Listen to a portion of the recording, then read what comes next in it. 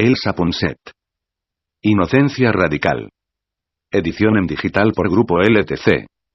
Sintetizado en audio por Maese Charlie para audios y ebooks.com y filibusteros.com. Los nombres y palabras en otros idiomas han sido fonéticamente modificados para una mejor audición. Resumen. Elsa Ponset, autora de Brújula para navegantes emocionales, nos descubre en Inocencia radical por qué perdemos esa confianza y esa curiosidad inicial apasionadas, por qué nos cobijamos en la concesión y en la tristeza. Y nos alienta a sacar provecho de nuestra capacidad innata para amar y para transformar, a encontrar los cauces donde nuestra creatividad y nuestra energía fluyan a través de las trampas y los dones que nos acechan en los espacios donde a diario vive, o muere, nuestra inocencia primigenia y radical. La pérdida de la inocencia. Nacemos inocentes. Sin emociones mezcladas, sin dudas, sin miedos, sin mentiras. Llegamos para descubrir, para compartir, lisos, luminosos y coherentes. Vulnerables pero todavía abiertos al mundo, animados por una curiosidad rotunda y radical, dotados de la pasión por vivir y de un abanico de emociones básicas que compartimos, en mayor o menor medida, con otros seres vivos, con otras especies. Son los dones del amanecer de cada vida, una vida que llega con la mirada llena de curiosidad y de confianza. A lo largo de estas páginas veremos por qué perdemos, poco a poco, esta inocencia apasionada y radical, por qué migramos hacia la concesión y la tristeza. Recorreremos algunos hitos y obstáculos que propician el despunte de facultades humanas potencialmente extraordinarias. Veremos por qué, siendo innatamente abiertos y generosos, a veces hundimos la cabeza hasta perder la razón en un conglomerado de miedos y de mentiras. Navegaremos por los espacios de la vida diaria para hacer visibles sus luces y sus sombras, para marcar a mego sus dones y sus trampas. Para ello hablaremos de la realidad gozosa y doliente que teje la vida diaria. Del amor y del miedo, de la tristeza y de la tentación. De la desnudez y de la transformación. Son los espacios de la inocencia, algunas de las etapas básicas que las personas atraviesan, una y otra vez, durante el transcurso de su vida. Allí vivimos, gozamos, sufrimos y aprendemos. En el presente del día a día, en los momentos de tristeza, en los conflictos, en las tentaciones que nos acechan. ¿Quién puede evitarlos? ¿Cómo nos enfrentamos a estos espacios vitales, si los atravesamos desde la inocencia o desde la rigidez, desde el amor, el odio o la desnudez, si caemos en sus trampas o si logramos que fructifiquen sus dones? Determina el tejido de cada vida, las emociones que la acompañan, el comportamiento diario. Estas actitudes vitales se fraguan en el órgano que contiene las emociones y el raciocinio humano. En las debilidades y en las fortalezas del cerebro humano. Lo que allí se gesta determina cada gesto, cada pensamiento. El cerebro no es un órgano rígido. Comprobaremos a lo largo de estas páginas que nuestros resortes mentales son, al contrario, extraordinariamente flexibles. Un pensamiento puede arruinar o transformar una vida. Y podemos transformar estos pensamientos. Está en nuestras manos comprender este proceso, conocer su cara oculta, saber tocar sus resortes. Desde hace siglos intentamos identificar qué hace especial al ser humano, qué lo distingue del resto de los seres vivos. Hasta hace muy poco nos habíamos centrado en la búsqueda de un único elemento que contuviese la esencia de lo humano, algo que nos dotara, con sospechosa parsimonia, de un estatus especial. Pero lo que nos distingue como especie es, muy probablemente, un conjunto de habilidades y destrezas que compartimos con otras especies, aunque hayan madurado y evolucionado de forma intensa hasta conformar nuestra esencia humana. Somos el resultado de fuerzas evolutivas vastas y complejas que nos han dotado de mecanismos concretos, ideados por la vida para dar respuesta a determinadas necesidades. La psicología evolutiva contempla pues el desarrollo humano, en mente y cuerpo, como el resultado de fuerzas naturales que llevan millones de años operando. Una imagen sirve para ilustrar mejor el enorme caudal de tiempo empleado en conformar la psique humana. Si todo el tiempo transcurrido desde la emergencia de los primeros homínidos cupiese en un solo día, todo el período de historia conocido, más o menos unos 5.000 años, ocuparía únicamente los 2 últimos minutos de ese día. Así, no puede sorprendernos ver, a lo largo de este libro, algunas reacciones automatizadas que nos habitan, algunas respuestas enraizadas en los albores de nuestra historia que parecen, tristemente, tan tozudas como anacrónicas.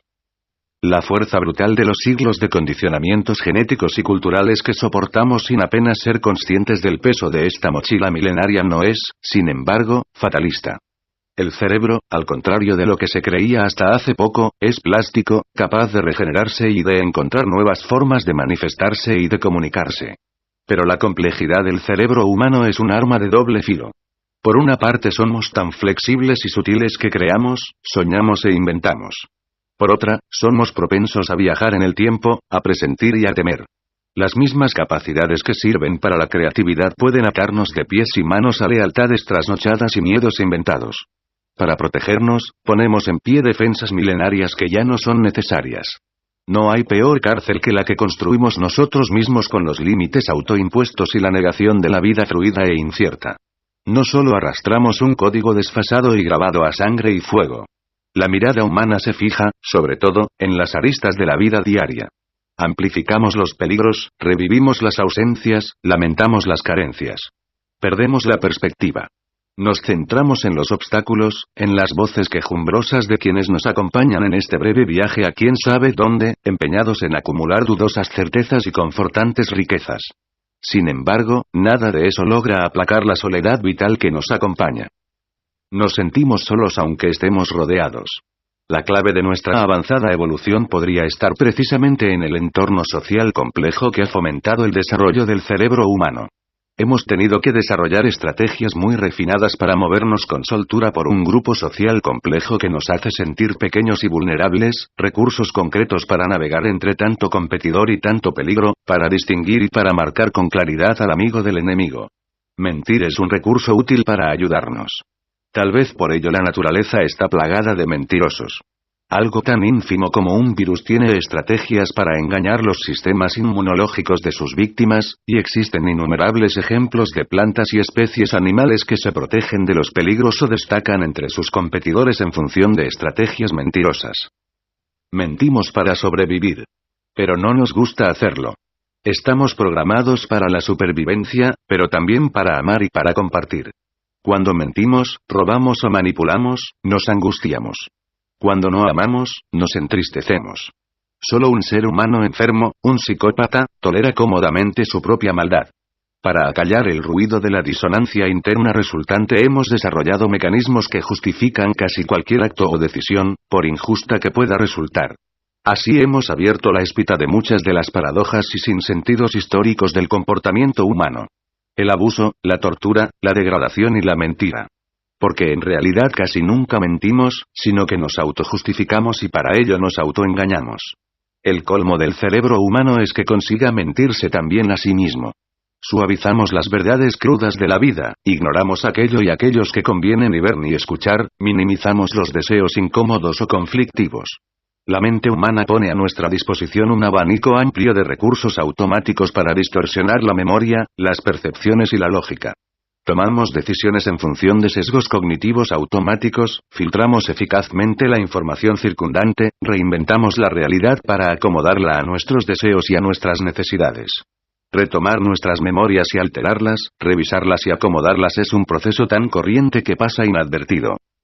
En realidad nos estamos debatiendo entre la cara oscura y la cara consciente de la mente humana. Aunque la faz consciente parezca inmensa, las llanuras del inconsciente albergan una vida mucho más compleja, intensa y determinante.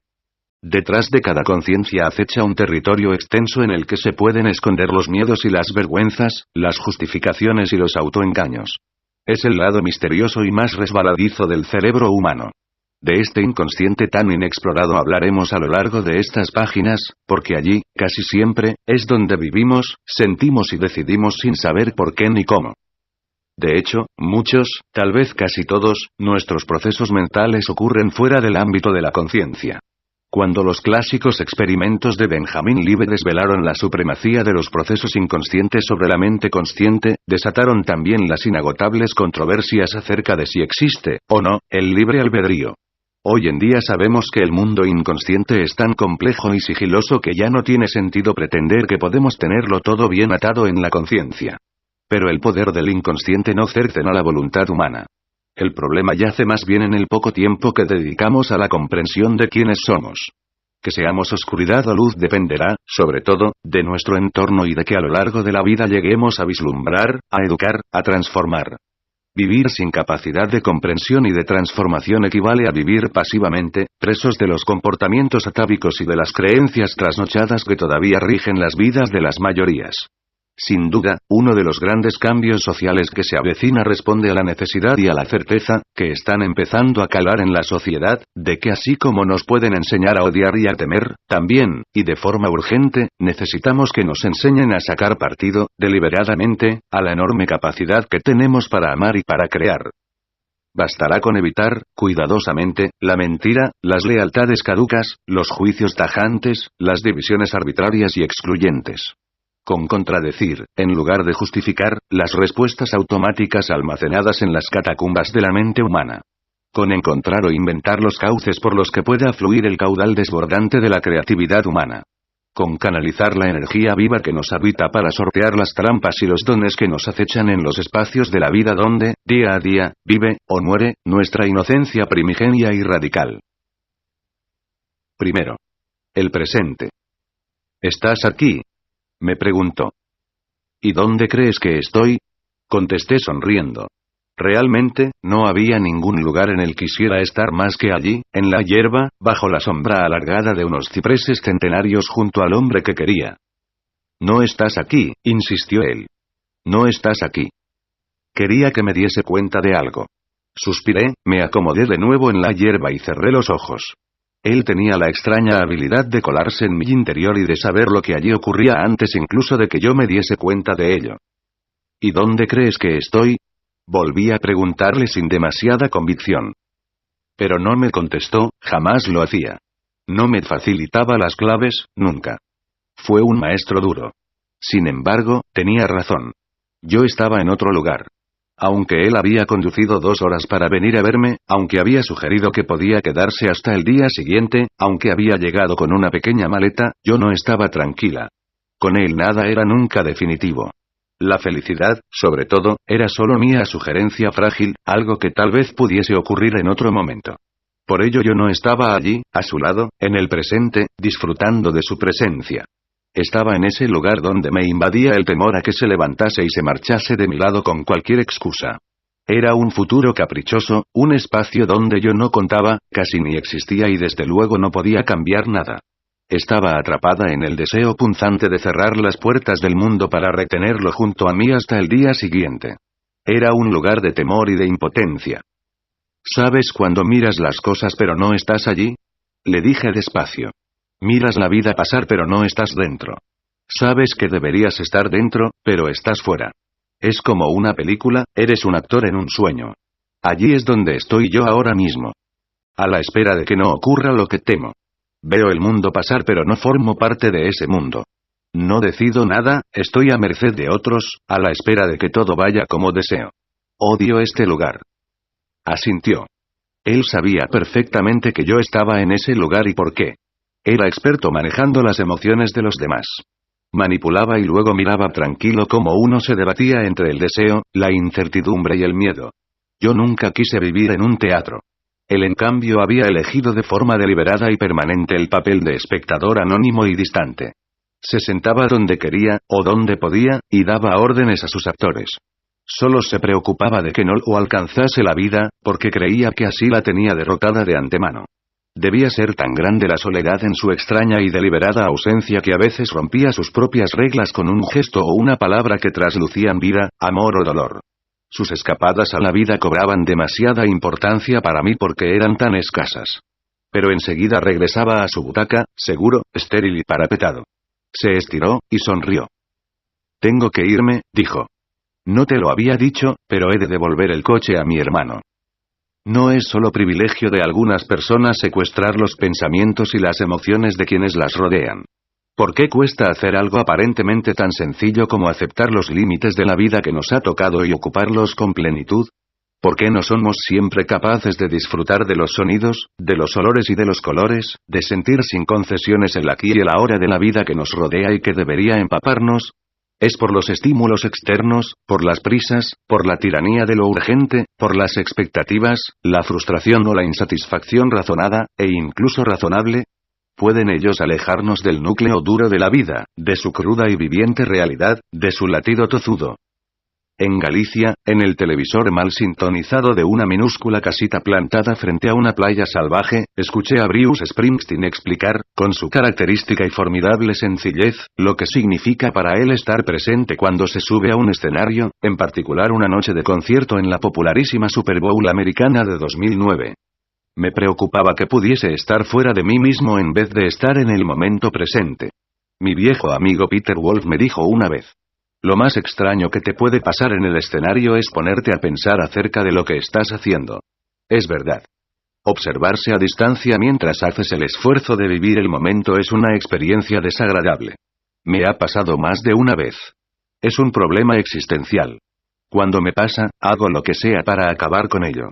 Rompo la escaleta, cometo un error, cualquier cosa que me permite regresar adentro. Para eso me pagan, para estar aquí ahora. El poder, el potencial y el volumen de tu capacidad de estar presente es lo que promete el rock y roll. Ese es el elemento esencial que captura la atención de tu audiencia, que da forma y autoridad a la noche. Y cómo consigas llegar allí en cualquier noche dada es cosa tuya. ¿Estás vivo allí dentro? Más te vale. Ya está. 1, 2, 3 caídas de rodillas frente al micrófono y estoy casi totalmente doblado hacia atrás en el escenario. Cierro los ojos un instante y cuando los abro solo veo el cielo azulado de la noche. Sin banda, sin muchedumbre, sin estadio. Todo me rodea como una gran sirena, pero como estoy tumbado no puedo verlos, solo veo el magnífico cielo de la noche ribeteado con las miles de luces del estadio. Respiro profundamente unas cuantas veces y me invade la calma. Me siento profunda y felizmente dentro. Aquí, adentro, ahora. Sin concesiones, con tanta vida y naturalidad. Haremos un repaso sumario a todos los acusados de propulsarnos fuera, desde la aprehensión hasta el deseo. Pero antes viajaremos por los vericuetos que los albergan, hasta las entrañas del cerebro inquieto, para ver con qué facilidad, con los ojos puestos en el futuro y en el pasado, se puede desperdiciar el latido diario, breve e irrepetible, de la vida que tenemos entre manos. Lo demás son solo excusas para no atreverse a ocupar con plenitud el único lugar donde, por tiempo breve, hemos caído en suerte. En el día a día de este momento presente. El cerebro inquieto. Sería extraño que los 100 billones de neuronas apelotonadas en el cráneo humano no tuviesen un impacto brutal en nuestras vidas. De entrada el paisaje es sobrecogedor. Campos infinitos de neuronas que se comunican entre sí a golpe de impulsos eléctricos, capaces de tender entre 600 y 1000 conexiones frágiles y parpadeantes con las neuronas que las rodean. Impresiona pensar en la belleza de esas cataratas de pensamientos y de sensaciones atravesando los millares de puentes de luz que conforman la rica red del cerebro humano. Si pudiésemos contemplarlo sería sin duda un espectáculo extraordinario. Pero como siempre, a los seres humanos se nos escapa lo infinitamente pequeño y lo infinitamente grande. Solo vemos, con los ojos desnudos, lo que está pegado a la punta de la nariz. Por eso tal vez nuestra perspectiva no es todo lo amplia que podría ser. Sabemos que nos movemos, reímos y lloramos gracias a este entramado. Todo está allí. Las ideas, las construcciones, las sinfonías, las invenciones, los chismorreos, las tartas nupciales y las sensaciones, incluso las caricias que parecen brotar de una mano pero que realmente nacen en nuestro cerebro. ¿Y qué hacemos con este enorme potencial? Más a menudo de lo imaginable, el cerebro actúa por cuenta propia y ni siquiera nos pide nuestra opinión. Están, por ejemplo, los equipamientos de serie con los que la vida nos dota al nacer y que guían de forma automática buena parte de nuestros comportamientos, como el respirar o el latir del corazón. Estas funciones no necesitan que las pongamos conscientemente en marcha. Tienen vida propia. Funcionan sin que nos demos cuenta.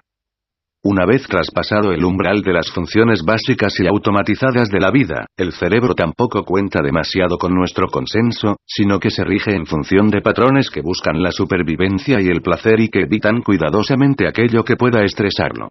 ¿Parece un plan perfecto? No lo es, porque para el cerebro humano el mundo que le rodea está lleno de potenciales fuentes de estrés y, en cuanto nos asaltan los millones de bits de información que conectan los estímulos y las informaciones del mundo exterior con nuestro frágil mundo interior, el cerebro se enciende y nos pone en guardia. Apenas podemos evitarlo. Y resulta agotador. Este es el guión. Cuando un pelotón de estímulos externos cualesquiera se presenta ante nuestros sentidos, su primer interlocutor en nuestro interior es una parte arcaica y compleja del cerebro llamada sistema límbico, es decir, la fuente primigenia de nuestras emociones. Este es el tribunal encargado de decidir, de un plumazo, qué es, o qué no es, seguro o placentero. Allí, ante este tribunal emocional y emocionado, se amontonan los millones de bits de información mientras se toma nota de las peticiones de estos bits invasores y se decide si conviene, o no, dejarles cruzar la frontera hacia los territorios más conscientes de la mente, en tierras de la amplia y admirada corteza cerebral humana. ¿Qué criterios rigen las decisiones del sistema límbico? Son criterios sencillos, prácticos, casi rudimentarios.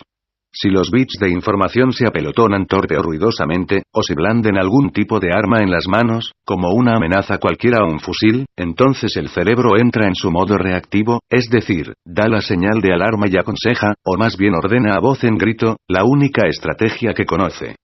Huye o ataca. Es una reacción instintiva, emocional, visceral.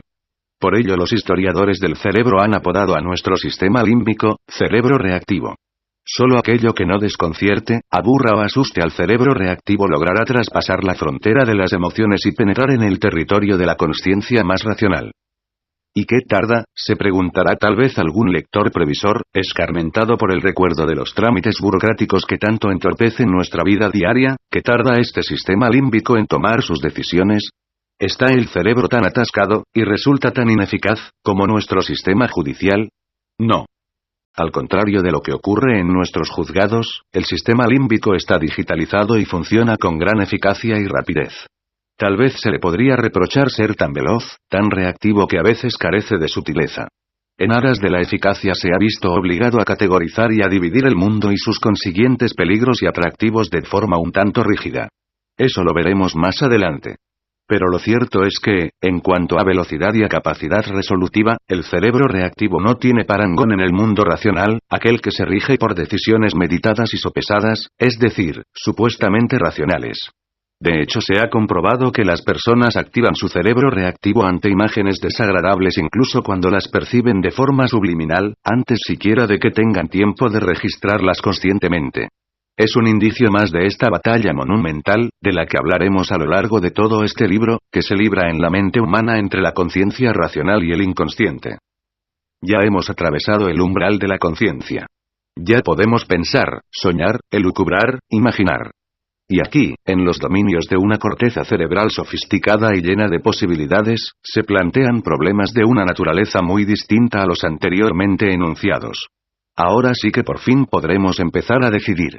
Sin embargo, nos van a abrumar unas funciones cerebrales tan sofisticadas que apenas sabemos cómo manejarlas. Es lógico. Nadie nunca nos dijo cómo. Comemos, bebemos o nos reproducimos sin dificultad. Pero los humanos no tenemos la habilidad innata de comprender lo que se cuece en nuestro cerebro, de comprendernos a nosotros mismos. Así, como se apuntaba hace pocas páginas, la complejidad del cerebro humano es un arma de doble filo. Por una parte, somos tan flexibles y sutiles que creamos, soñamos e inventamos. Tenemos una creatividad extraordinaria a cualquier edad. Nos comunicamos de forma sutil mediante la metáfora y el símbolo. Plasmar una naranja redonda y con volumen en un cuadro abstracto de 2 dimensiones, todo resumido en un festín de color y forma, es fácil para la imaginación creativa de un ser humano, a cualquier edad. Por otra, las mismas capacidades que sirven para la creatividad amenazan nuestra estabilidad mental y emocional. A los demás animales su limitada corteza cerebral no les quita el sueño, porque ni inventan peligros ni prevén cataclismos. A la cebra que come hierba en la sabana solo la mueve la realidad palpable. Por ejemplo, la carrera a vida o muerte ante el león hambriento. Y esa carrera solo dura unos minutos, a diferencia de la capacidad de generar dudas e infelicidad del ser humano, que es casi inagotable. Las cebras no tienen úlceras, asegura el científico Robert Sapolsky, que ha comprobado que las cebras y las demás especies no humanas no temen las amenazas imaginarias. Por tanto, ni prevén las posibles amenazas, ni tardan en recuperarse de los peligros que atraviesan. Probablemente tampoco sufran ni depresiones ni neurosis. Los humanos, en cambio, con su capacidad imaginativa, padecen física y emocionalmente con solo imaginar cualquier peligro por remoto que sea. Es el precio que pagamos por nuestra desbordante imaginación humana. Este complejo cerebro humano, tan propenso a viajar en el tiempo, a presentir y a temer, nos hace pues propicios a las enfermedades mentales que abundan en nuestra especie. El impacto del estrés y de la preocupación nos afecta, física, mental y emocionalmente, casi tanto si lo que tememos es real como si es imaginario. Por ello, no solo las enfermedades emocionales y mentales declaradas y diagnosticadas son muy corrientes en nuestra especie. El cansancio y la tristeza diarias también nos acompañan con suma facilidad por el mar de dudas y de temores que teje nuestro cerebro para atravesar la vida diaria. Y suelen impedir que nos anclemos en el presente donde nos toca vivir. Anclarse en el presente. A menudo ayuda a las personas a vivir de maneras más fluidas. Cuando las relaciones personales se complican, o cuando sentimos dolor, puede que sea porque nos hemos quedado atrapados en el tiempo. Por ejemplo, si te quedas atrapado en el futuro, puede que estés obsesionado por lo que está a punto de ocurrir, por lo que podría ocurrir y entonces te embarga la ansiedad y el temor. Cuando nos atrapa la ansiedad, los pensamientos se disparan, la mente ensaya cientos de posibilidades distintas para intentar adivinar todo lo que podría ocurrir en el futuro inmediato. 0. Puede que estemos atrapados en el pasado, en algún tiempo añorado que ya pasó, en aquello que nunca nos dieron y que echamos en falta, en una relación que fracasó, y nos invade la depresión o la soledad. El pasado también te atrapa con sus pasadas injusticias, abusos o pérdidas, y sientes ira, deseos de venganza o tristeza. No es que no tengamos que tener recuerdos del pasado, o esperanzas y temores acerca del futuro. No, más bien se trata de evitar ser presos del tiempo pasado o futuro. Se trata de vivir plenamente en el presente, en el aquí y el ahora. Es aquí, en el presente, donde están nuestros cuerpos, donde vivimos. Creo firmemente que aprender a vivir de forma deliberada y centrada en el presente es algo fundamental, una de las claves para la felicidad y la plenitud. Lo dice Kenneth Stewart, un psicoterapeuta norteamericano cuyo trabajo descubrí por casualidad. Me pareció muy clara su exposición de cómo nos enganchamos a las aristas de la vida casi sin querer. Solo con comprenderlo, muchas personas lograrían desembarazarse de numerosos lastres del pasado y del futuro. Un buen terapeuta, pensé, es quien logra llegar al centro de las personas y mover lo que allí se erige, inamovible, aunque ni nos demos cuenta de ello. Y es que en el terreno fértil y abonado de la mente humana brotan las semillas que jalonan la vida diaria. Deseos, fantasías, expectativas, temores, miedos y lealtades. Esa es la vida que se nos lleva por delante mientras estamos vivos. Todo lo que allí se mueve es una fabulación inconexa, un espejismo sin fuerza. En ese mundo imaginario solo cabe batirse contra los molinos de viento. Lograr bucear en esta vida oculta e intensa forma parte inevitable del camino de transformación y de descubrimiento de la vida diaria. Comprender las razones visibles e invisibles que propician el deseo y el miedo, urgente y poderoso, es el siguiente e ineludible paso para empezar a ser dueños del presente. Porque, cuando damos la espalda al espacio limitado que nos ha tocado vivir, dejamos de existir. En nuestras vidas cuelga un cartel. Ausentes, para nosotros mismos y para aquellos que eligieron acompañarnos. Son las trampas del presente. Las trampas del presente. Los deseos y los miedos. Uno de los mitos más familiares del mundo, la historia de Adán y de Eva, lleva implícita la percepción paradójica y humana del deseo. Hace un día radiante. Eva está en el paraíso, bajo un manzano, desnuda y enamorada. Adán, a su lado. Han disfrutado de una mañana soleada en un lugar paradisíaco haciendo lo que haría cualquier pareja sensata en su lugar. Nadar, dormir, reír, hacer el amor. Y ahora, lógicamente, tienen hambre y quieren comerse una manzana. ¿Por qué algo tan lógico y natural habría de abrir las puertas del infierno? ¿Por qué la satisfacción de los deseos entraña en la mente humana el miedo a las represalias? ¿Por qué la vida, cuando es muy dulce, parece transgredir las leyes naturales? La respuesta a esta pregunta está en las entrañas del deseo y del miedo y en su impacto en nuestra vida diaria. Nos movemos entre el deseo y el miedo. El deseo nos atrae hacia determinados estímulos y el miedo, en cambio, nos incita a mantenernos alejados de potenciales amenazas. Uno nos lleva a elucubrar e inventar. Otro, a juzgar y categorizar. Son los dos polos principales del sistema de supervivencia del cerebro. Es sencillo describir la naturaleza del deseo. El deseo es, simplemente, el mejor indicio de que estamos vivos. La vida se teje a golpe de deseos. Forman parte del bagaje básico de supervivencia. Incitan a comer, a mantener relaciones sexuales, a trabajar, a hacer todo aquello que nos permite seguir vivos. El deseo solo asoma cuando palpita una necesidad. Deseo y necesidad están intrínsecamente ligados. Si tengo hambre, desearé comer para poder saciar mi hambre. Si necesito sentir el afecto de otros, desearé el abrazo de alguien que me muestre amor. El deseo es agradable porque produce placer. Aquí entra en juego la gratificación, que activa los circuitos de recompensa del cerebro y nos hace sentir el anhelado placer. El placer es un gran motivador, pero afortunadamente el cerebro lo administra con cautela. Si comer un helado de chocolate, como sugieren tantos anuncios, proporcionase horas de placer, podríamos estancarnos en esa actividad de forma peligrosa.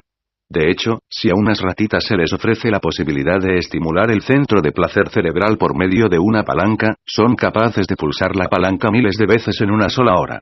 Una pequeña descarga eléctrica en su nucleus accumbens las lleva a perder todo interés por sus parejas y por la comida, y finalmente mueren de agotamiento. Solas frente a la palanca. ¿Y cuáles son nuestras necesidades básicas, las que dictan nuestros deseos? El psicólogo Abraham Maslow plantea en un esquema clásico una pirámide de necesidades que abarcan desde los instintos biológicos básicos hasta las búsquedas espirituales. Concretamente, propone que tenemos necesidad de seguridad física, de comida y sexo, de seguridad emocional y de afecto, de utilizar la mente y la creatividad, y de autorrealizarnos a través de la búsqueda de algo que va más allá de nosotros mismos. Ciertamente, cualquiera puede comprobar en persona que sus deseos no solo se limitan a saciar necesidades físicas, sino que también pueden incitar a leer, a escuchar, a aprender, a descubrir nuevas fuentes de conocimiento. Por ello, el cerebro no solo gratifica a quienes satisfacen actividades físicas obvias, como la comida o el sexo, sino que también gratifica lo que el cerebro consciente cree que llegará a ser beneficioso. Por ejemplo, la persecución de retos a medio o largo plazo, como la búsqueda de una pareja, educar un niño, construir una casa o escribir una sinfonía. En resumen, buscamos mediante la satisfacción de nuestros deseos saciar distintas necesidades. Físicas, emocionales, intelectuales, trascendentales. Cuando alimentamos estas necesidades, sentimos satisfacción y placer. Cuando las ignoramos, sentimos frustración, carencias y la sensación de estar incompletos. Hasta aquí, todo claro. El siguiente paso complica esta estampa meridiana. Imaginemos que logramos cumplir un deseo. Aunque podemos sentir placer y seguridad cuando atendemos una necesidad básica, por definición la vida es fluida y ninguna experiencia es estable. Todas las experiencias cambian, nada es estático. Las personas que amamos, nuestros estados de ánimo, nuestros cuerpos, nuestros trabajos, el mundo que nos rodea. No podemos aferrarnos a nada en absoluto. Una puesta de sol apenas dura unos minutos, un sabor agradable se disipa en segundos, un momento de intimidad con alguien querido, nuestra propia existencia. Todo es pasajero. Cada cumbre, cada clímax implica el principio de un nuevo final. Siempre hay que volver a empezar. No es un problema de índole filosófica, es algo real y palpable. Todo lo bueno se acaba. Por tanto, la felicidad, entendida como la consecución de los deseos, la búsqueda del placer, no puede darse de forma sostenida en el tiempo.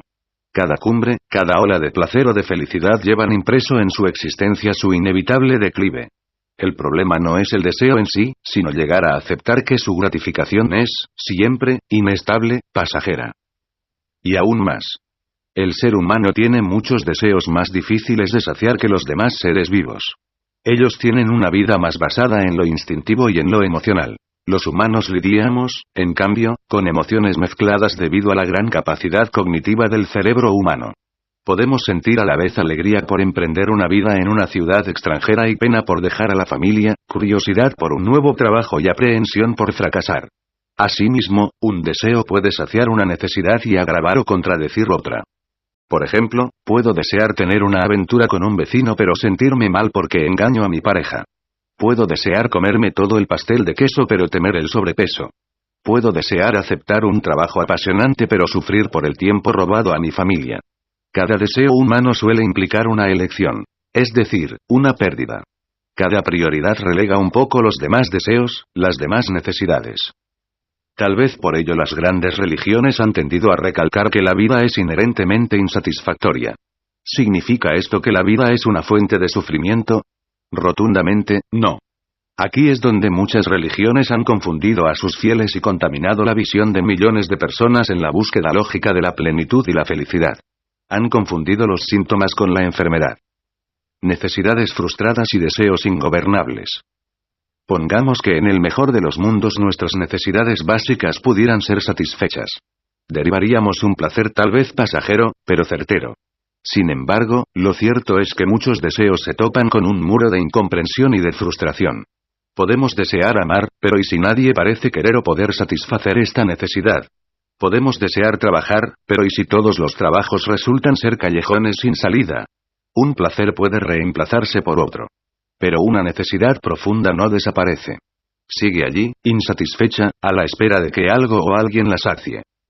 Cuando las necesidades básicas de sentirse amado y conectado se frustran, desarrollamos estrategias automáticas para conseguir alguna forma de gratificación alternativa. Llamar la atención de los demás, ganar dinero, acumular poder, desplegar talento. Algunas personas desarrollan adicciones a la comida, al tabaco o a las drogas. Estos deseos sustitutos pueden ser más o menos edificantes, más o menos peligrosos o anodinos. Sean cuales sean, ofrecen alguna forma de gratificación alternativa y calman el miedo y la ansiedad que genera la necesidad frustrada. Cuanto mayor es el pozo de las necesidades insatisfechas, más compulsivos serán sus deseos sustitutos. Eventualmente esos deseos, y el consiguiente miedo a no poder satisfacerlos, se tornan dolorosos. El deseo de encontrar pareja empuja a una serie de relaciones promiscuas y ansiosas, un trastorno alimentario intenta saciar la frustración afectiva. Los deseos fijos, constantemente frustrados, se vuelven desesperados e incontrolados. Cuando el deseo es ingobernable, ya no es posible disfrutar del presente, del día a día. El deseo obsesivo y ansioso lleva a las personas a atravesar la vida en un túnel, sin que puedan disfrutar de lo que tienen alrededor porque están a la búsqueda febril de algo que calme su angustia. Los pequeños placeres de la vida diaria ya no son suficientes porque las necesidades frustradas requieren una anestesia más fuerte o una estimulación más potente. El problema se agrava cuando las estrategias más corrientes que usamos para saciar las necesidades profundas se convierten en una parte íntegra de quienes creemos ser. La persona que come demasiado, la persona que compite incansablemente, la persona que quiere agradar, esa persona soy yo. A medida que las personas se pierden en el frenesí de una vida dedicada a perseguir, como las ratitas con la palanca, los placeres sustitutos, pierden el contacto con sus necesidades más profundas, más auténticas. Pierden el sentido de quiénes son ellas de verdad. Yo no soy mi deseo, yo no soy mi carencia. El deseo, y en particular el deseo insatisfecho, solo es problemático cuando invade el sentido profundo de quienes somos. Los niños, en cambio, desde su inocencia radical, expresan con claridad sus necesidades básicas. Las físicas, las emocionales, las intelectuales, las trascendentales. No las viven como una debilidad sino como una expresión lógica de su ser esencial.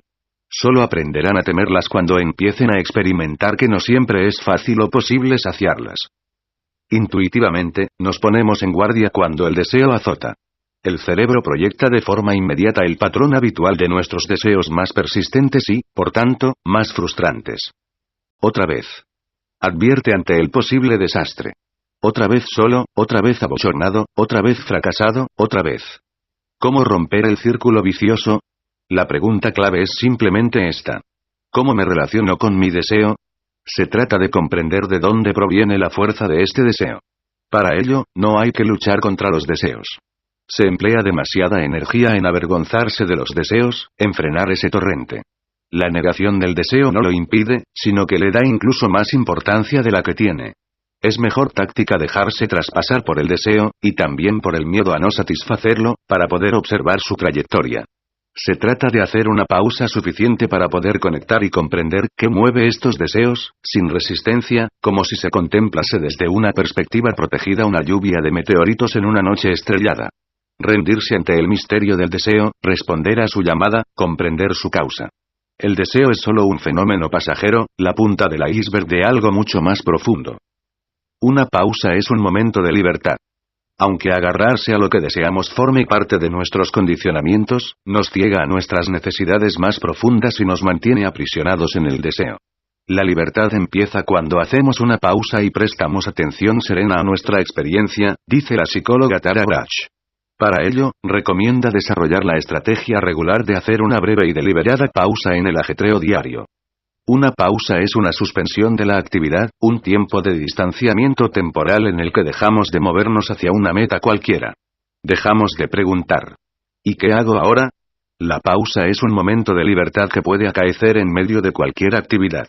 Cuando hacemos una pausa, simplemente dejamos de hacer lo que estábamos haciendo, pensar, hablar, escribir, planificar, preocuparse, comer, y conseguimos estar presentes, atentos y, a menudo, físicamente quietos.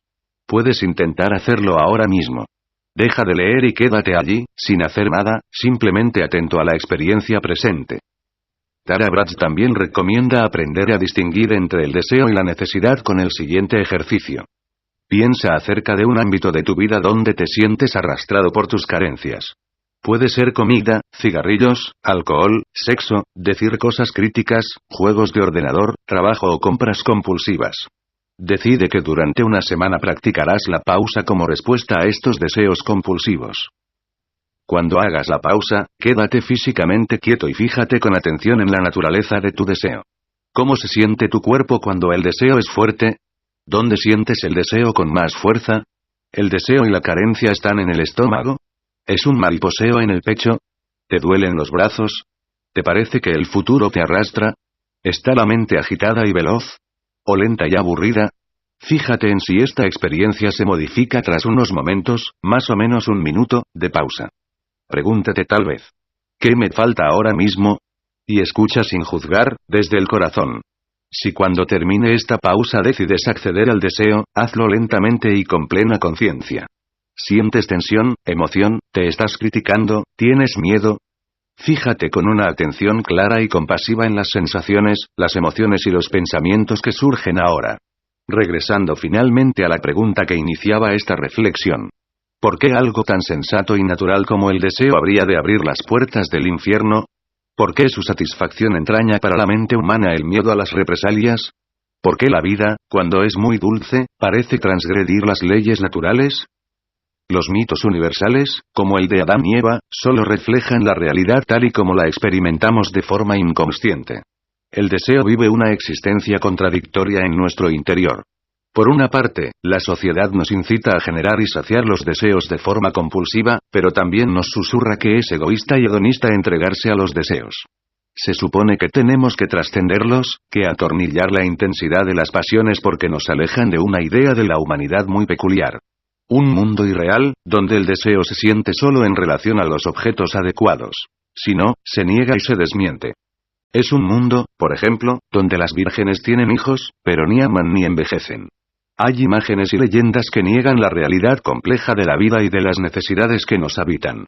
Cuando nos educan para desconocer y temer nuestras necesidades más profundas, al final somos nuestros propios opresores. La inocencia y la pureza no implican la represión o la eliminación de los deseos. Barrerlos al inconsciente significa que pasan a ocupar un lugar donde se tornan sigilosos y compulsivos. Hay que desenmarañar los deseos para poder dar respuesta a las necesidades profundas con alegría, con compasión y con inteligencia. Negarlos de plano, parapetarse contra la vida infligen un sufrimiento no solo doloroso sino absolutamente estéril. Nada de todo esto dibuja el horizonte de una vida cómoda. La maraña de necesidades y deseos que nos habita no suele serlo. Decía el escritor británico D. H. Lawrence. Las personas no son libres cuando hacen solo lo que quieren. Las personas solo son libres cuando hacen lo que su ser profundo quiere. Y cuesta llegar a conocer este ser profundo. Requiere bucear hasta lo más profundo una y otra vez. Como tantas personas que vivieron apasionadamente, Lawrence recibió críticas feroces a lo largo de su vida. Con estas palabras su amiga Catherine Carswell respondía en un obituario a las críticas que recibió el escritor incluso tras su muerte. Frente a las grandes desventajas iniciales, a la pobreza en que se mantuvo durante las 3/4 partes de su vida y a la hostilidad que sobrevive a su muerte, él no hizo nada que realmente no quisiera hacer, y todo lo que más quiso hacer lo hizo. Viajó por todo el mundo, fue dueño de un rancho, vivió en los rincones más hermosos de Europa, conoció a quien quería conocer y les dijo que estaban equivocados y que él estaba en lo cierto. Pintó y cantó y cabalgó. Escribió alrededor de 3 docenas de libros, de los cuales incluso la peor página baila con una vida que no puede negarle, aunque le parezca equivocada, cualquier otro hombre, mientras que las mejores son reconocidas, incluso por aquellos que lo odian, como insuperables. Tiempo después de que sean olvidadas, la gente sensible e inocente, si queda alguna, volverá a las páginas de Lawrence y sabrá a partir de ellas qué tipo de hombre excepcional fue. Lawrence, como tantos hombres y mujeres a lo largo de tantos siglos, tal vez no fuera plenamente consciente de que su búsqueda intensa aportaría comprensión y belleza a tantas personas. Probablemente pasó de la fantasía a la acción, de la oscuridad a la revelación, a tientas, sin apoyo, con pasión. Las fantasías, un indicador útil de la intensidad con la que vivimos. Ha dejado de sorprenderme, pero durante un tiempo me pareció muy llamativo que personas aparentemente equilibradas y satisfechas pudiesen dedicar mucho tiempo en sus vidas a crear fantasías. No es algo que las personas cuenten con facilidad, porque existe un pudor aprendido para enterrar determinadas fantasías, para sumergirlas en el fondo de la mente donde los demás no tienen acceso. Pero las fantasías pueblan las vidas, en mayor o menor medida, de la inmensa mayoría de personas. Son hermosas y tentadoras, sobre todo, donde el mundo real está yermo. Hay muchos tipos de fantasías. Está en primer lugar el mundo paralelo que fabricábamos cuando éramos pequeños. Un mundo inventado que nos permitía evadir los límites de la vida diaria y ensayar el futuro. El mundo fantasioso de la niñez vive a la espera de poder acceder al mundo secreto y poderoso de los adultos. Cuando al fin llegamos a este mundo adulto, no tenemos más remedio que enfrentarnos a sus limitaciones. Esas no poblaron nuestras fantasías infantiles. Allí el mundo real, con sus límites estrechos, casi ni existía. Así como el mundo de las fantasías infantiles cumple una función claramente necesaria, en el juego y en la fantasía el niño ensaya su maestría para enfrentarse a la vida real, el mundo de las fantasías adultas es más compensatorio. Están, por ejemplo, las fantasías que mantienen vivo el recuerdo de lo que supuestamente pudo ser y no fue. Suelen ser una fuente de melancolía en nuestras vidas, un cajón cerrado donde guardamos las oportunidades perdidas, los desamores, las amistades truncadas. Aunque cueste admitirlo, mucho de lo que allí vive es imaginario, reconstruido, adaptado. Pequeñas mentiras piadosas que suavizan lo que, supuestamente, perdimos. Otras fantasías sirven sobre todo para compensar determinadas carencias vivas. Tal vez por ello se admite que las fantasías sexuales son necesarias, ya que en este ámbito, con razón o sin ella, las personas admiten la distancia que suele mediar entre lo soñado y lo real. Existen otras frustraciones, con sus correspondientes fantasías, un mundo del que casi nunca se habla. Es un mundo paralelo y secreto, pegado como una sombra a la existencia diaria de tantas personas. Como me contaba un amigo recientemente. Necesito contarme historias fantasiosas a mí mismo. Unas veces toco en un grupo de músicos de jazz, otras viajo y me encuentro a una desconocida interesante. Otras mantengo conversaciones irreales y brillantes conmigo mismo y una interlocutora imaginaria. A veces me paso el día entero así. Hay una buena dosis de resignación en esta confesión. Nadie tiene una vida perfecta, siempre existe un ámbito, o varios, donde en un momento dado, o tal vez siempre, las cosas dejan mucho que desear.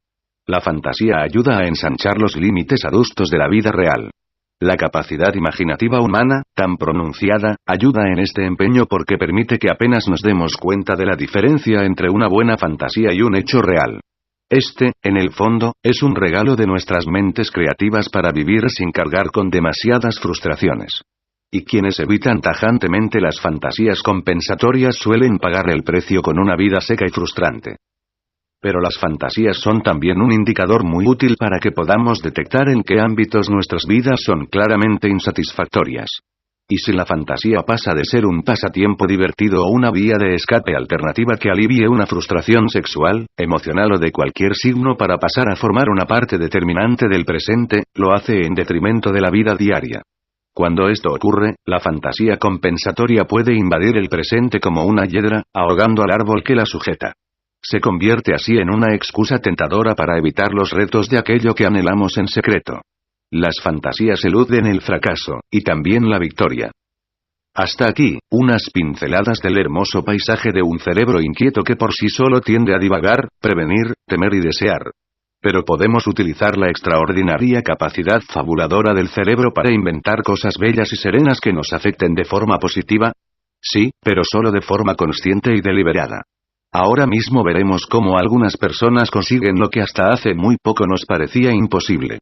Domar sus emociones para ocupar con plenitud y serenidad el espacio presente de la vida que, como sugiere este poema del naturalista David Waite, nos toca habitar. Suficientes. Estas palabras son suficientes. Si no estas palabras, entonces esta respiración. Si no esta respiración, entonces estar aquí sentado. Este abrirse a la vida. Que hemos rechazado. Una y otra vez. Hasta ahora. Hasta ahora. Los dones del presente. La serenidad. Cuando era niño, Mingyur Rinpoche sufría intensos ataques de ansiedad.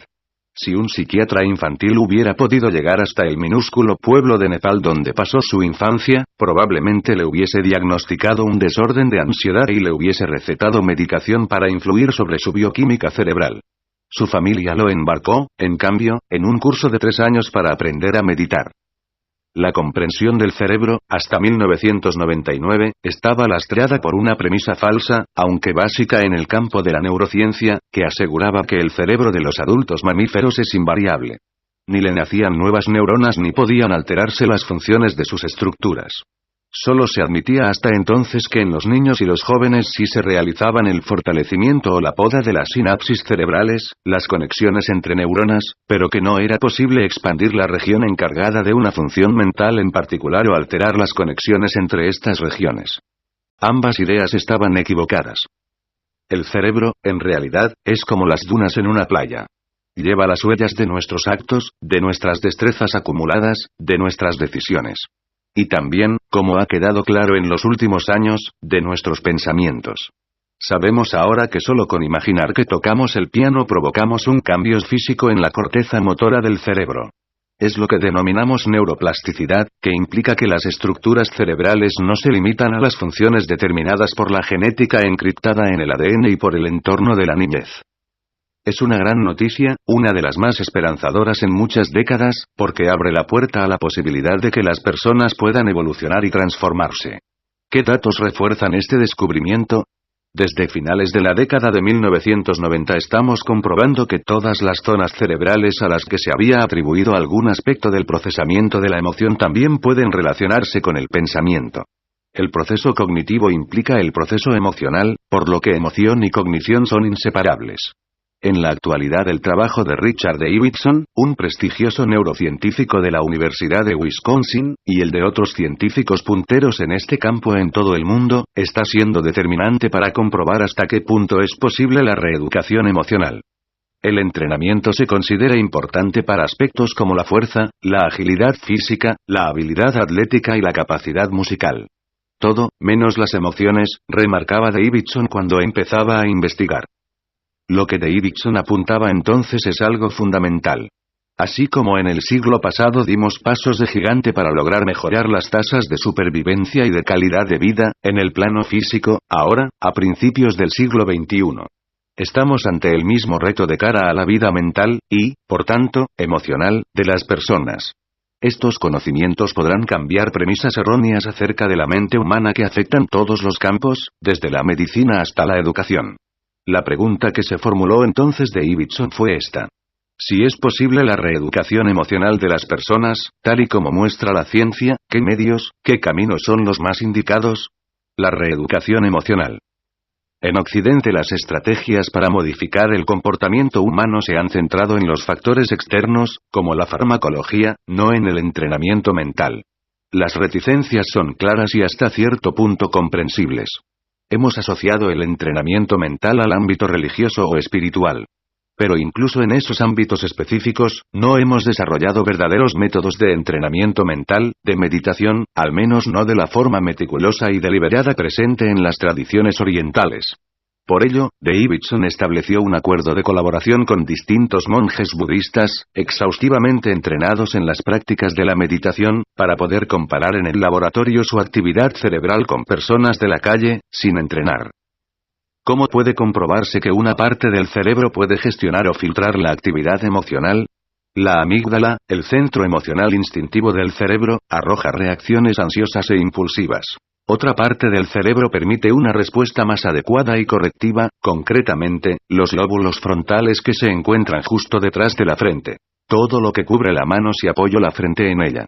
Esta corteza prefrontal parece entrar en acción cuando alguien siente miedo o rabia pero logra contener o controlar el sentimiento, originando una respuesta más analítica o apropiada ante los impulsos emocionales.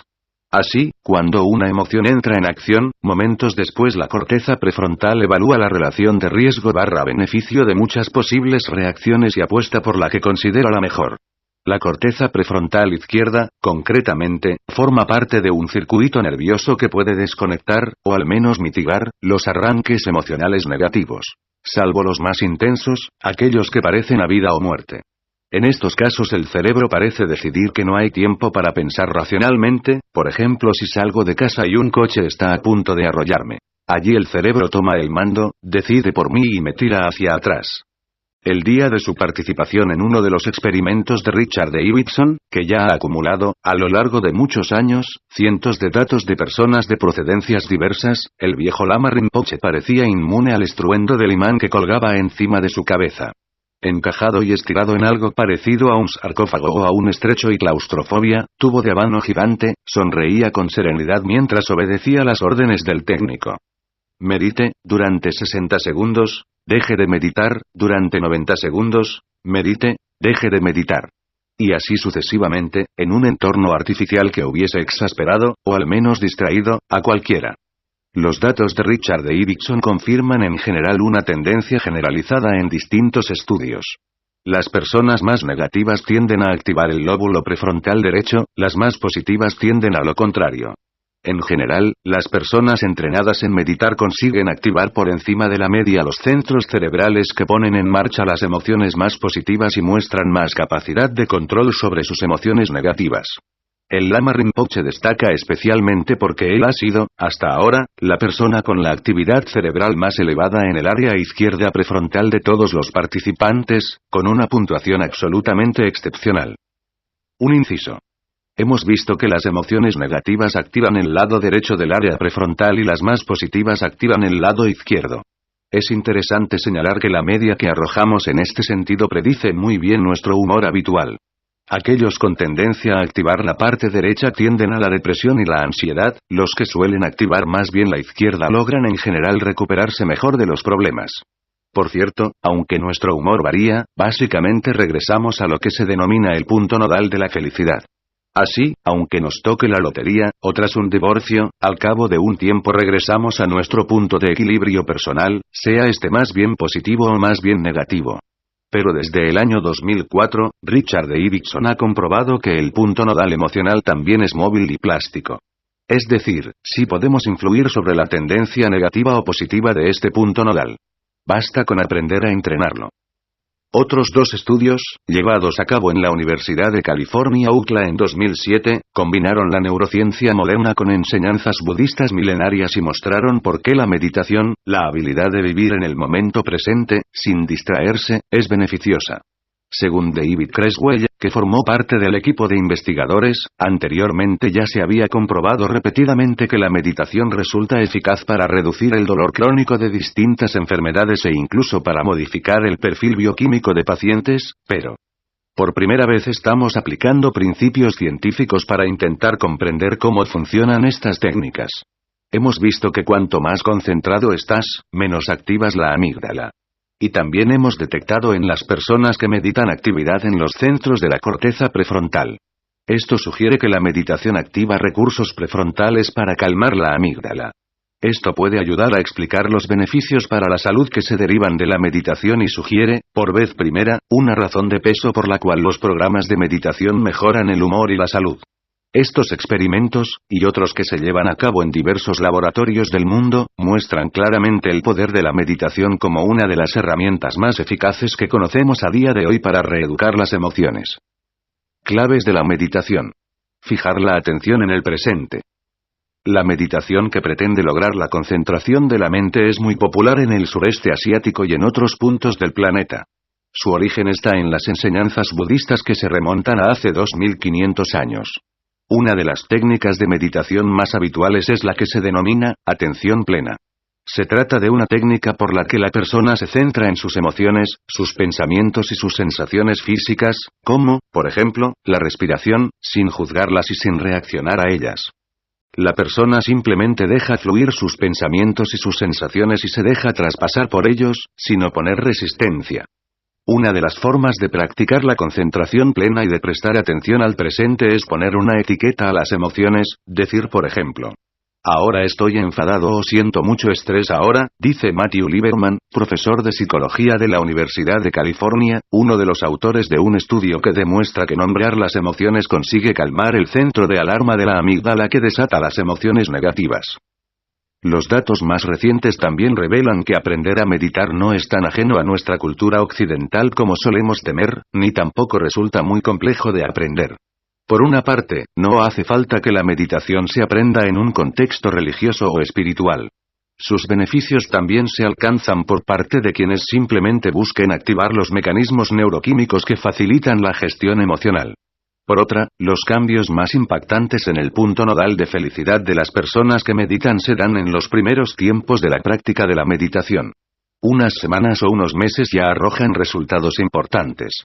Richard Davidson, por ejemplo, ha obtenido resultados rápidos y prometedores que muestran un desplazamiento del punto nodal hacia la parte izquierda en personas que trabajan en empresas competitivas a las que se ha enseñado a meditar.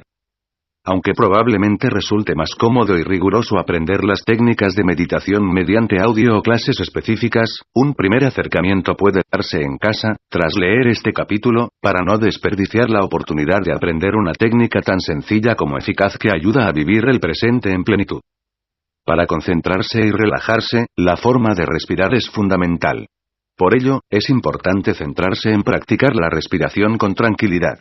La respiración es útil además porque permite centrarse en algo concreto y no dejarse llevar por la fuerza de los pensamientos. Este es un primer reto básico para conseguir interiorizar los beneficios de la meditación. Se trata de fijarse en las características de la respiración, en cómo el aire fluye desde la nariz, en cómo se levantan el pecho y el abdomen con cada respiración. La mente tiende a perderse en pensamientos inoportunos. No hace falta luchar contra los pensamientos, sino reconocerlos sin dejarse invadir por ellos, sin meterse en su guión. Hay que distinguir entre uno mismo y sus pensamientos. Cuando los pensamientos se presentan, se pueden anotar mentalmente. Pensamiento. Si lo que nos distrae es un ruido, se puede anotar mentalmente. Ruido. Sin juzgar, la atención se centra de nuevo en la respiración. La respiración es ahora el centro, el hogar. Si alguna sensación es muy fuerte, uno puede centrarse en esa sensación, en lugar de la respiración. Se trata de ser consciente de lo que a uno le invade. El calor, un dolor, una vibración, un músculo incómodo. Y de atender esa sensación plenamente, y fijarse atentamente en cómo se transforma. Cuando la sensación se vuelve menos intensa, o si al contrario se recrudece, basta concentrarse de nuevo en la respiración. De la misma forma, quien medite puede concentrarse no solo en las sensaciones físicas, sino también en las mentales y las emocionales. Un miedo, una alegría, un dolor. Se puede dar la bienvenida a esta emoción con calma, fijarse en qué parte del cuerpo la siente, qué fuerza tiene, cómo cambia a medida que se acepta plenamente, sin juzgarla, sin rechazarla. ¿Se convierte la ira en tristeza? ¿Se convierte la alegría en serenidad? Cuando la emoción sea menos intensa, o si al contrario es demasiado intensa, convendrá entonces regresar a la respiración.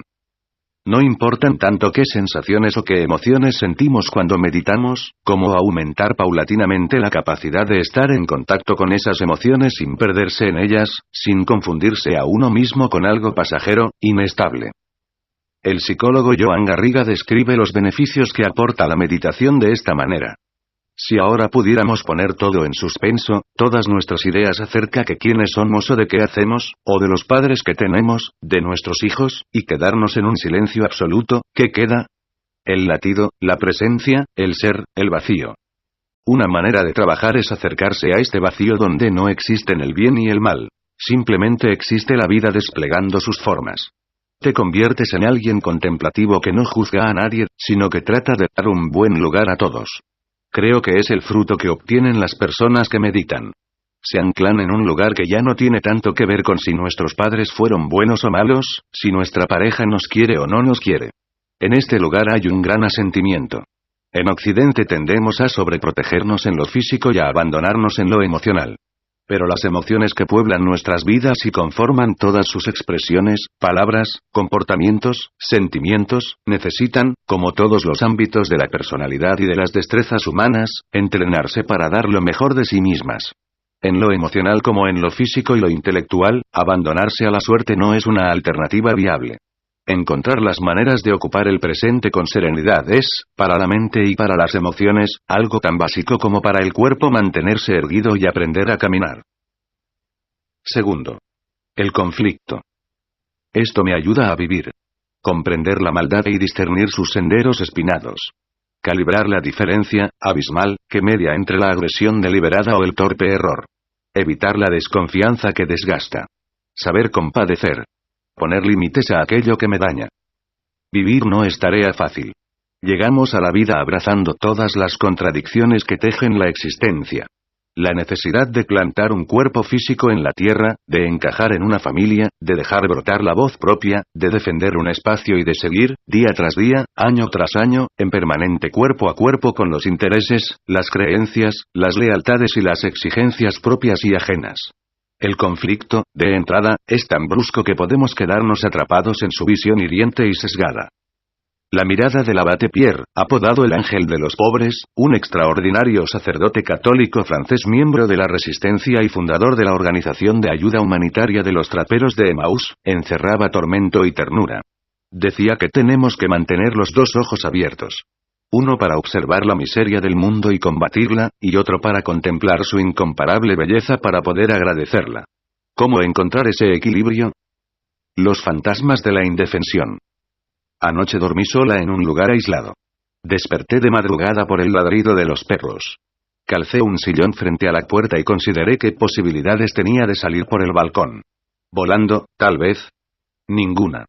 A mi lado, en la mesilla de noche, una novela de ficción muy popular repleta de crímenes y psicópatas.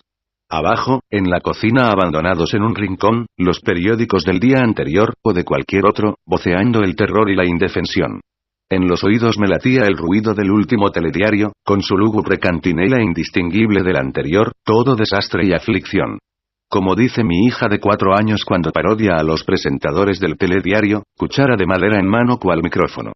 Hola, soy Marta Miller, hoy ha habido cosas terribles en el mundo, unos señores han matado a su mujer, un avión se ha caído, las flores no han crecido, en las profundidades del mar muchos peces se han movido. Lo cierto es que parece que en cada rincón yace latente la posibilidad de que la maldad cruda destruya sin previo aviso. Para los colectivos más vulnerables, niños, ancianos o mujeres, la agresividad de los demás cobra un cariz intolerable. Lo aprendemos desde muy pequeños. Bajemos a rastrear la maldad. Cierto, vivir no es tarea fácil y todo nos lo recuerda sin cesar. Sin embargo, conflicto y maldad no son sinónimos. El conflicto es inevitable. Pero la maldad es improbable. Cuando surge, día tras día, la ristra interminable de conflictos pequeños y grandes, muy pocos albergan intrínseca maldad ajena. Casi todos son fruto de simples intereses encontrados y de miedos mal formulados, de mezquinos recelos o de torpes faltas de atención. Ayuda a lograr distinguir entre los grados del conflicto, entre la torpeza y la maldad. ¿Qué es el conflicto? Este es un ejercicio clásico en los talleres de resolución de conflictos. Se trata de cerrar los ojos y decir o apuntar rápidamente 10 palabras asociadas al conflicto. ¿Ya? Para la mayoría de las personas, las 10 palabras de este ejercicio serán, casi todas, de signo negativo. Problema, pelea, malestar, choque, oposición, desacuerdo, colisión, lucha, diferencia, discrepancia, disgusto, pugna, rechazo, enfado. El conflicto arrastra una larga sombra en el inconsciente humano. Los sinónimos de la palabra conflicto pueden ser acuerdo, descubrimiento, alianza, cooperación. Discernimiento, compresión, paz, renovación. Incluso, reconciliación. Pero poco o nada en la infancia de los seres humanos nos prepara para una resolución constructiva de los conflictos, para ver el conflicto como una oportunidad de cambio. Desde pequeños resulta evidente que quien más fuerte reclama parece conseguir sus objetivos. Entre hermanos, los padres suelen ceder a quien con más vehemencia protesta por cumplir sus deseos. Una persona colérica crea un clima donde de forma instintiva, para restablecer la convivencia, otros tienden a ceder. Reconocemos una u otra tendencia, agresiva o colaboradora, en quienes nos rodean. Y sabemos que quienes ceden más fácilmente a menudo parecen llevarse la peor parte. Crecemos con esta imagen grabada. La cooperación entraña renuncia y, tal vez, debilidad. al contrario de lo que tendemos a pensar, no solo estamos dotados de instintos agresivos. Muchos antropólogos defienden que el afecto, la empatía y el altruismo han desempeñado un papel al menos igualmente determinante en nuestra supervivencia como especie, porque estos rasgos nos han permitido resolver problemas y conflictos, enfrentarnos con inteligencia al peligro y criar hijos. Desde el punto de vista evolutivo era necesario ser agresivos ante el peligro, pero también compasivos y colaboradores con aquellos que no nos agredían. La empatía, la habilidad de sentir la emoción del otro, en teoría es la base de la moralidad. No queremos dañar porque sentimos el sufrimiento en los demás. Esta capacidad crea vínculos emocionales entre seres vivos. No se limita a la especie humana. Es una habilidad antigua que probablemente tienen todos los mamíferos. De acuerdo con la teoría de los 3 cerebros interrelacionados, tenemos una parte del cerebro de origen reptiliano, el de la supervivencia y las respuestas automáticas, un sistema límbico que controla la emoción y una corteza cerebral que permite el lenguaje, el pensamiento abstracto y las funciones cognitivas, muy desarrollada en los seres humanos. Por ello, la empatía está programada en muchas especies y su expresión es simplemente una cuestión de grado, dependiendo de la complejidad cerebral alcanzada. La forma más sencilla de empatía es la imitación, el contagio emocional, respuestas automáticas fisiológicas, como cuando un gorrión huye del comedero al escuchar un ruido inesperado y todos lo siguen sin dudarlo. Esta reacción ayuda a la manada o a la bandada a sobrevivir. Más complejo es sentir el dolor del otro e intentar ayudarlo. Evolutivamente, los científicos han descrito este tipo de empatía como altruismo recíproco, una deuda contraída entre individuos que se ayudan entre sí de forma interesada y continuada. Más compleja aún es la empatía cognitiva, que implica la capacidad de comprender las emociones de otro ser vivo, es decir, poder ser capaz de ponerse en la piel de otro en función de la imaginación, como cuando el ganador de un partido es capaz de consolar a quien ha perdido. Todos los grandes simios, chimpancés, bonobos y por supuesto humanos, muestran una empatía más desarrollada desde el punto de vista cognitivo. Lo sabemos desde hace tiempo. Ya desde 1964 se había comprobado que un mono rhesus no come si para ello tiene que tirar de una palanca que proporciona una descarga eléctrica a un compañero de jaula. Esta capacidad podría estar conectada con la capacidad que tienen los grandes simios de reconocerse en el espejo. Es decir, de ser conscientes de sí mismos y, por tanto, de distinguir entre uno mismo y otro. Pero no solo ellos tienen esta capacidad. Los primeros años de este siglo están arrojando experimentos concluyentes y sorprendentes en este sentido. Un mono también puede dejarse morir de hambre tras 12 días resistiéndose a tirar de la palanca que lo alimenta. Y ahora sabemos que incluso las ratas son capaces de sentir angustia cuando otras ratas sufren. No será cómodo para la especie humana enfrentarse a este reconocimiento, pero el siglo XXI nos obligará sin duda a asumir con coherencia las implicaciones de la existencia de la empatía en muchas especies. La naturaleza planta las semillas de la empatía en los seres vivos, pero para que puedan florecer mucho depende del entorno social y del cuidado en la primera infancia. Necesitamos imperativamente un tejido social coherente y seguro para desarrollarnos adecuadamente. Uno de los pasos que tendremos que dar es aprender a crear los entornos adecuados, sociales, laborales y personales, para prevenir o frenar la tendencia al conflicto y a la maldad. Los entornos conflictivos. Philip Zimbardo, profesor de la Universidad de Stanford, fue compañero en la infancia de Stanley Milgram. Ambos nacieron y crecieron en un ambiente conflictivo que los llevó a dedicar sus vidas a intentar comprender las raíces del mal. Sus experimentos en psicología social han conmocionado al mundo porque desvelan que las personas normales y corrientes son capaces de cometer los actos más crueles. Tras la muerte de Milgram, Philip Zimbardo ha seguido investigando qué lleva a los seres humanos a pasar de la aparente normalidad a la maldad. Explica que solo nos conocemos a nosotros mismos, a nuestra familia y amigos a partir de pequeñas muestras de comportamiento en un número limitado de situaciones, en las que a menudo todos desempeñan papeles concretos y fijados. Cuando surge en cambio la libertad de elegir las situaciones, en general optamos por las más familiares y seguras, aquellas donde nuestros hábitos aprendidos nos permiten desenvolvernos con comodidad. Pero cuando nos empujan bruscamente a situaciones completamente nuevas, los viejos hábitos o las características de nuestra personalidad ya no funcionan o no resultan relevantes y nos volvemos vulnerables a las fuerzas de la situación dada. Entonces podemos reaccionar de maneras que en circunstancias normales para nosotros nunca hubiésemos imaginado que pudiéramos hacer. Nos dejamos avasallar por las influencias sociales de ese momento y lugar. ¿Qué remedio tiene esto? Propongo que cada uno de nosotros tiene la triple posibilidad de ser pasivo y no hacer nada, volverse malo o llegar a ser un héroe. Yo admiro a los héroes cotidianos, a las personas normales que hacen cosas extraordinarias, dice Philip Zimbardo. ¿Y cómo se consigue pasar de ser una persona normal a un héroe? Los principios parecen claros. Ser un héroe tiene solo unos cuantos elementos claves. Actuar cuando otros son pasivos, ser menos egocéntrico y estar más preocupado por el bienestar de los demás y estar dispuesto a hacer un sacrificio personal para ayudar a otra persona, a una causa o a un principio moral. Los niños no nacen malos, sino con plantillas mentales para hacer cosas buenas o malas dependiendo de las influencias del entorno, de los contextos de comportamiento en los que viven, juegan y trabajan.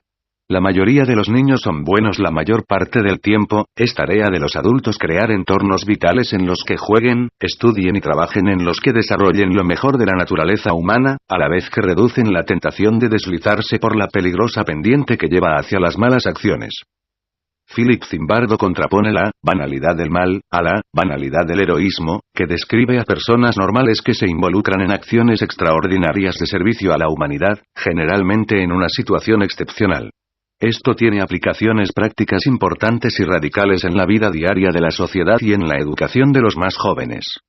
Mi preocupación y uno de mis máximos retos ahora, asegura, es cómo promocionar en nuestros niños esa imaginación heroica, conseguir que acepten el papel de héroe a la espera para una situación que llegará en algún momento de sus vidas cuando otros siguen sus caminos hacia el mal o hacia la indiferencia y, en lugar de eso, ellos elijan actuar por otra persona o grupo o ideal sin pensar en su ganancia personal, ni siquiera el reconocimiento.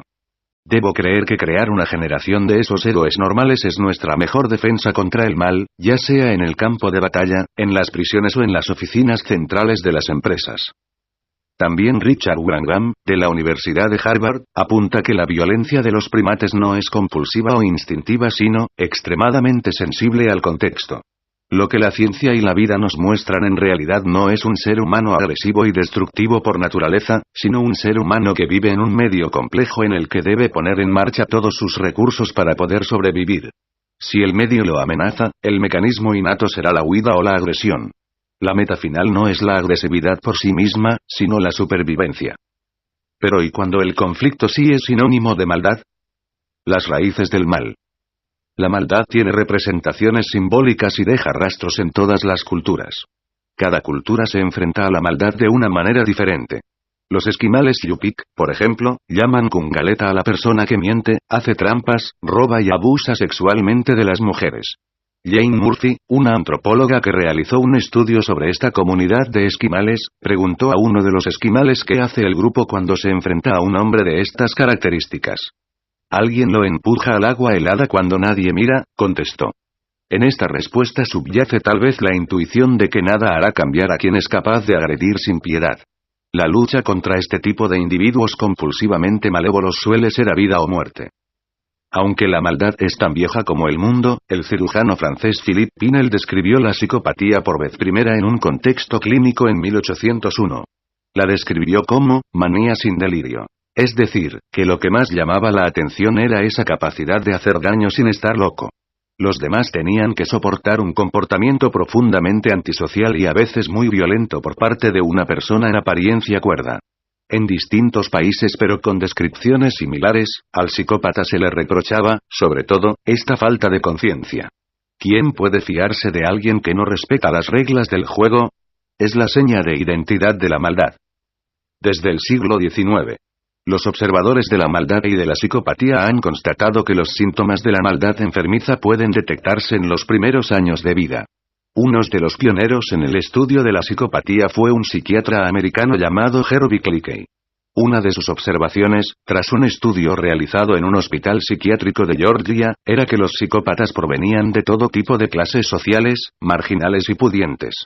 Enumeró 16 características que los distinguían del resto de los enfermos mentales. Entre ellas el encanto, la inteligencia, la deshonestidad, la irresponsabilidad, el egocentrismo, la falta de empatía y la falta de calado emocional. Su libro, La máscara de la sanidad y publicado en 1941, fue una de las piedras de toque del estudio de la psicopatía. Clickey describió brillantemente cómo los psicópatas son capaces de esconder, tras la imitación perfecta de emociones normales, una fina inteligencia y una responsabilidad social, una personalidad horriblemente discapacitada e irresponsable. Esta capacidad de aparentar normalidad es lo que permite al psicópata funcionar, o incluso prosperar, en la sociedad. En este sentido Clickey, como han hecho otros investigadores tras él, alertó de que las sociedades individualistas y descaradamente competitivas alientan la psicopatía. No se restringe al estereotipo del asesino en serie. Hay psicópatas en muchos ámbitos sociales. La psicopatía es relativamente corriente, entre el 1 y el 4% de la población presenta rasgos psicopáticos. En las poblaciones de reclusos, entre el 15 y el 25% de los presos son psicópatas. Aunque la posible base biológica de la psicopatía es un tema muy controvertido, encontrar un marcador genético o neurológico que pueda asociarse a la maldad podría ser posible en el futuro. De momento el camino más avanzado tiene que ver con el uso de las técnicas de imagen cerebrales. Robert Tare, uno de los pioneros en este campo, mostró en 1991 que los psicópatas procesan palabras como amor y odio de forma distinta a como lo hacen las demás personas. Otros investigadores han apuntado que los psicópatas procesan las palabras de contenido emocional en una parte del cerebro peculiar. En lugar de mostrar actividad cerebral en el sistema límbico, el centro de procesamiento de emociones del cerebro, la actividad cerebral en los psicópatas se lleva a cabo en la parte del cerebro que procesa el lenguaje. Como si solo pudiesen comprender las emociones de forma lingüística. Los psicópatas conocen las palabras, pero no la música, apunta el Dr. Are. Un inciso para animar. Steven Pinker, psicólogo y científico cognitivo de la Universidad de Harvard, asegura que contrariamente a lo que creíamos existe menos violencia ahora que hace 10.000 años. Entonces, hasta el 30% más de las personas que vivían en las sociedades tribales morían a consecuencia de la violencia. En total, 10 veces más personas morían entonces, comparado con las víctimas de las guerras europeas y norteamericanas del siglo XX. Podría ser porque nuestro mundo civilizado, con sus sistemas legales y punitivos, consigue doblegar poco a poco lo que el filósofo Thomas Hobbes llamaba, la guerra de todos contra todos. Y tal vez, apunta Pinker, valoramos y mimamos más nuestras vidas individuales a medida que superamos el umbral de la supervivencia y gestionamos conscientemente unas vidas más largas, centradas en el buen vivir. El conflicto, sin embargo, no es solo la guerra abierta, las vísceras y la sangre que manchan la pantalla, un largo cortejo de horror y de muerte que cubre la vida en la Tierra. Existen muchas otras formas de maldad corrientes que ejercemos a diario, sin estar psíquicamente enfermos. Es una maldad colectiva, sigilosa, que brota por miedo, por indiferencia, por desequilibrio transitorio, por pereza. Probablemente sea el último eslabón amparado o tolerado, aún por domar y erradicar, de la maldad humana. La violencia sigilosa. Desde, literalmente, el fin del mundo, Finisterre, en Galicia, tuve hace poco la malísima idea de comprar un periódico y leer una noticia estremecedora. Me costó dejar entrar tanta maldad y tanta inmundicia en un lugar tan hermoso como la Costa da Morte, con atardeceres larguísimos envueltos en la exuberancia de la naturaleza. Pero no se puede, siempre, mirar hacia otro lado. Contaba una reportera boliviana cómo, en el transcurso de un reportaje sobre unas colonias menonitas de vivir anticuado y en apariencia pacífico, le tocó dormir en casa de uno de los 7 hombres, también menonitas, más tarde acusado de haber violado a centenares de niñas y mujeres de estas colonias. Entraban en sus casas y dormían a las víctimas con potentes gases. Violaron sin piedad, durante años. Las víctimas callaron. Las niñas, porque no comprendían, al despertar, qué les había pasado. Las mujeres, porque pensaban que las violaciones eran cosa del diablo. La reportera relata cómo el hombre en cuya casa durmió violó esa noche a su hija de 5 años. No, escuchó mientras la pequeña sollozaba. La madre, esquiva y abatida, solo hablaba el dialecto alemán de sus antepasados. Imagino la enorme ignorancia y el miedo ancestral en el que obligan a vivir a esas mujeres, despojadas de lo imprescindible para poder protegerse, hasta que algunas se convierten en seres no solo patéticos, sino peligrosos. Resulta aún más repugnante cuando los abusos y la tortura se cometen en nombre de la cultura. En nombre de la cultura y de las tradiciones perpetramos daños terribles contra millones de mujeres y niños en todo el mundo, sin que nadie nunca levante una mano para protegerlos. ¿Qué es cultura? Solo el conjunto de nuestros actos y costumbres. Por sí misma esa palabra no revela si lo que encierra es bueno o es denigrante y abusivo. Cuando ensalzamos y blindamos el concepto de cultura sin reparar en lo que encierra, todos somos cómplices. Los unos, cuando pasamos por alto los derechos humanos básicos de mujeres y niños en nombre de culturas y tradiciones que son meras tapaderas para crear sociedades de víctimas y de verdugos.